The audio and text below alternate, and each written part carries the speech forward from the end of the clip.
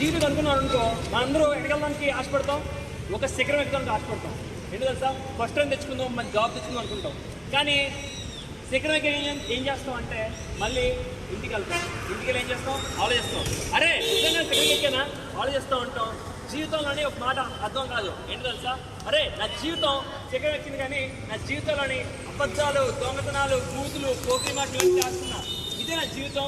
అయితే వాక్యం ఏముందంటే, బైబిల్ ఏం చెప్తుందంటే, ఏం చెప్తారంటే, ప్రయాసపడి భారం మోస్తున్న సమస్యలారా నాయతో కండి, నేను మీకు విశ్రాంతి ఇస్తాను అన్నాడు. మీరు తప్పులు చేసవచ్చు, బాధపడచ్చు, ఏం చేయొచ్చు, కానీ మీకు మాట చెప్పడానికి ఇష్టపడుతున్నాం. మాట ఏంటంటే, ఒక అతను మీకోసం మరణించారు. ఆయన పేరు ఏంటి తెలుసా, ఆయన పేరే యేసు క్రీస్తు. ప్రేమించారు మీకోసం, నా కోసం ఆయన సిలువ మరణించారు. ఏసీ పాపం క్షమించారంటే ఏసీ పాపం క్షమిస్తారు.